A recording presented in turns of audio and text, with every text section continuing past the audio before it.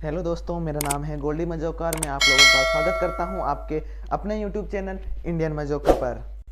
दोस्तों, हमारा जो आज का टॉपिक है, मेरी यूट्यूब वीडियो का जो आपका आज का टॉपिक है, वो किसी और चीज़ पर नहीं बल्कि भारतीय संस्कृति, हिंदू संस्कृति से रिलेटेड ही है, जिसमें ओम शब्द का उपयोग किया जाता है। आज हम ओम के बारे में जानेंगे। ओम क्या है, इसकी उत्पत्ति कैसे हुई, इसकी उत्पत्ति कहाँ से हुई, ये ब्रह्मांड में कहाँ से आया, हम तक कहाँ से पूजे, या हमारी संस्कृति में इसका इतना महत्व क्यों है। तो आइए वीडियो शुरू करते हैं। रुको जरा, सबर करो। तो रुक गए क्या? तो वीडियो शुरू करने से पहले वीडियो को लाइक कर दीजिए और लोगों तक शेयर भी कर दीजिए। और एक ज़रूरी काम, अगर चैनल पर नए हैं तो चैनल को सब्सक्राइब कर दीजिए और बेल आइकन को दबाना ना भूलिएगा, ताकि मेरी वीडियो की नोटिफिकेशन आपके पास पहुंच सके सबसे पहले। दोस्तों, आइए तो वीडियो शुरू करते हैं। हिंदू धर्म में ओम शब्द को सबसे महत्वपूर्ण शब्द की संज्ञा दी गई है और इसे सभी मंत्रों और शब्दों से सबसे ऊपर व सर्वोच्च स्थान दिया गया है। ओम अपने आप में एक पूर्ण मंत्र है, जिसका उच्चारण धार्मिक कार्यों में यज्ञ से पहले किया जाता है, यहाँ तक कि जब बच्चे का उपनयन संस्कार होता है। दोस्तों, मैं पहले भी एक वीडियो में आपको बता चुका हूँ कि उपनयन संस्कार तब होता है जब बच्चे की शिक्षा आरंभ की जाती है। उसका मुंडन संस्कार करने के पश्चात उसका उपनयन और जनेऊ संस्कार किया जाता है, अर्थात जब उसकी शिक्षा आरंभ की जाती है तब सर्वप्रथम उसे ओम मंत्र का ही जाप करवाया जाता है। उसे जब पहला मंत्र सिखाया जाता है उपनयन संस्कार के तत्पश्चात, तो उसे ओम मंत्र ही सिखाया जाता है। दोस्तों, ओम एक ऐसा शब्द है जो संपूर्ण ब्रह्मांड में गूंजयमान है, अर्थात हमेशा इस पूरे ब्रह्मांड में, यूनिवर्स में सदैव गूंजता रहता है। और इसकी महत्ता यहाँ तक की है कि कोई भी गूंगा व्यक्ति है, कोई भी गूंगा इंसान है, वो भी ओम का उच्चारण भली भांति प्रकार से कर सकता है। दोस्तों, मैं अब आपको बताऊंगा कि इसकी उत्पत्ति कैसे हुई, ओम शब्द की उत्पत्ति कैसे हुई, ये कहाँ से आया।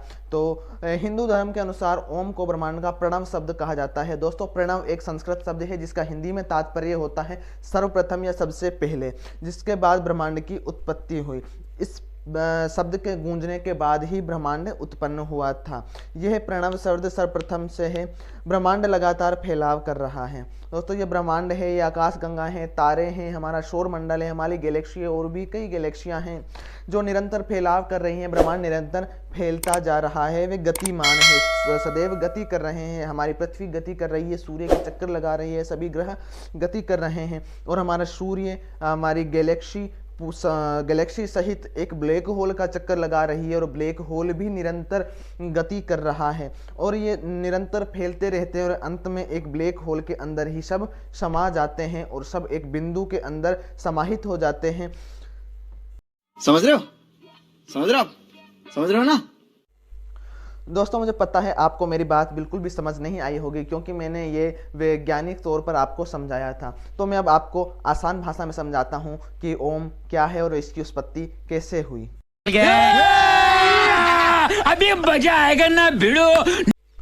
दोस्तों, आपने कक्षा 8, 9, 10 में, या फिर जो स्टूडेंट अंतरिक्ष शास्त्र या अंतरिक्ष विज्ञान का अध्ययन करते हैं, वो अच्छी तरह जानते होंगे, तथा कक्षा 9, 10, 11, 9, 10 और 8 के छात्र भी अच्छी तरह जानते होंगे कि हमारी साइंस की एक बुक होती थी, जिसमें ब्रह्मांड का एक अलग चैप्टर होता था, और उसमें बिग बैंग थ्योरी जरूर दी जाती थी। बिग बैंग थ्योरी के बारे में आप सभी जानते हैं। अगर नहीं जानते हैं तो मैं एक बार फिर बता देता हूं कि बिग बैंग थ्योरी के अनुसार जब ये ब्रह्मांड नहीं बना था, उस समय एक बिंदु था। उस बिंदु में महान विस्फोट हुआ, एक भयंकर विस्फोट हुआ, और ये अनंत ब्रह्मांड फैलता चला गया। उस विस्फोट से जो गैसें, जो मटेरियल उत्पन्न हुआ, उससे इस ब्रह्मांड का निर्माण हुआ है। ब्रह्मांड निरंतर फैलता चला गया और आज भी फैलता ही जा रहा है।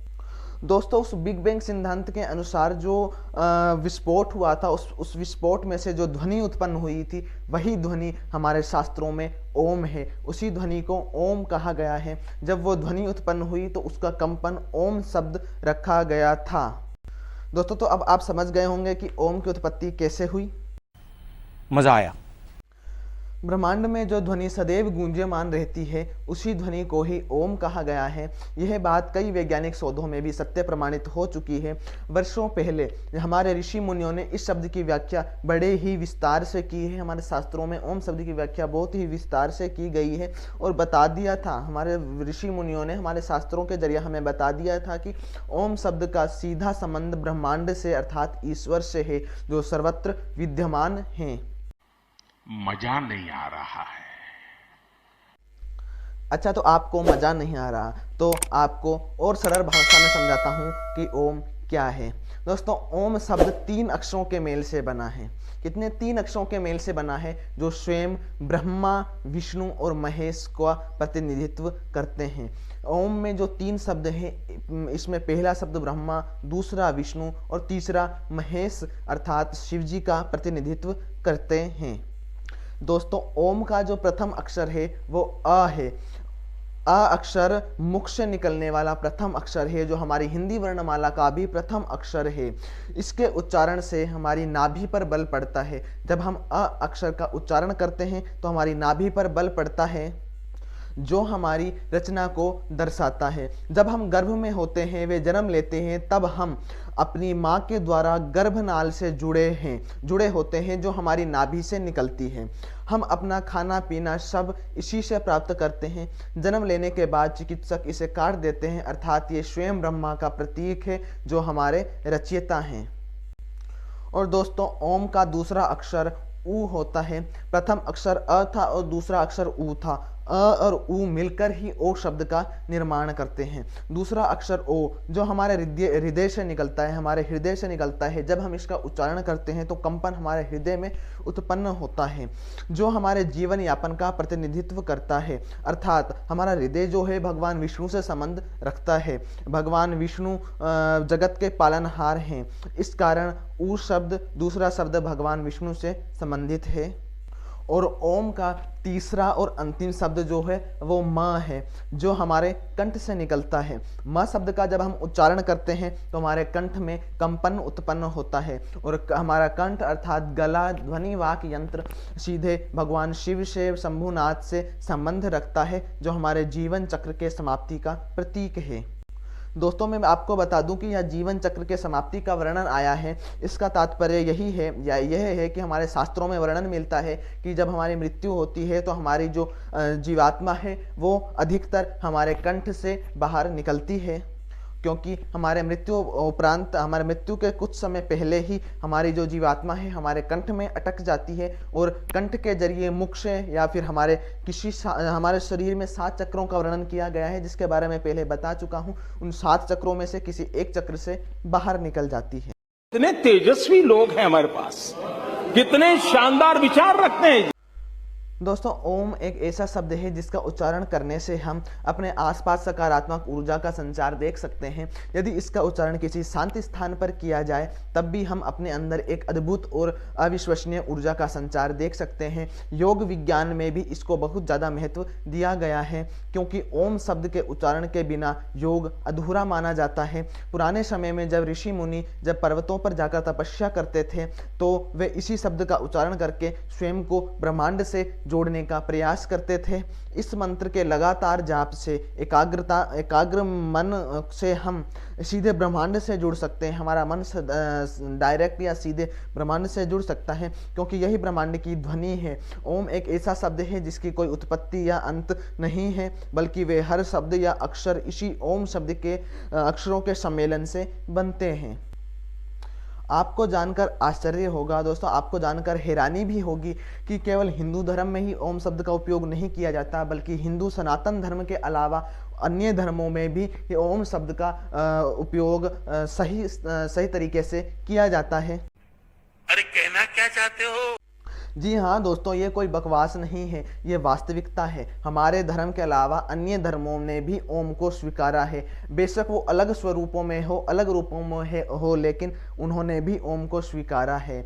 ओम अपने अंदर समाहित सब कुछ है, एक अलग रूप है। दोस्तों, ईसाई धर्म में के लोग आमीन शब्द का उपयोग करते हैं, जो इसी ओम शब्द का ही प्रतीक है।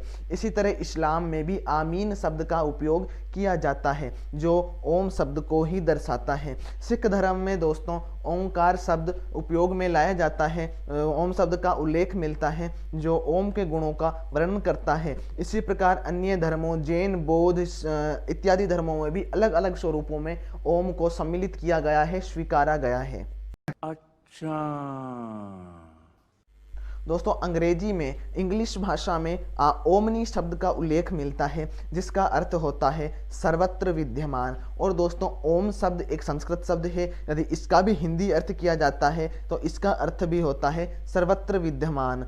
दोस्तों ओम शब्द किसी धर्म विशेष से संबंध नहीं रखता बल्कि ये ब्रह्मांड की उत्पत्ति और विनाश को दर्शाता है। इसलिए हिंदू धर्म में, अन्य धर्मों में इसके वास्तविक स्वरूप का वर्णन नहीं किया गया है, लेकिन हिंदू सत्य सनातन धर्म में इसके वास्तविक स्वरूप का वर्णन किया गया है। इसलिए हिंदू धर्म में इसे सर्वोपरि स्थान दिया गया है। यह सब धर्मों से परे है और ब्रह्मांड का, ईश्वर का प्रतिनिधित्व करता है। तो दोस्तों आज की वीडियो में बस इतना ही। ओम शब्द का शाब्दिक अर्थ, इसका महत्व, इसकी उत्पत्ति आपको समझानी थी और वो समझा चुका हूँ। जितनी जानकारी थी मेरे पास आपको दे चुका हूँ। तो उम्मीद करता हूँ कि आपको वीडियो अच्छी लगी होगी।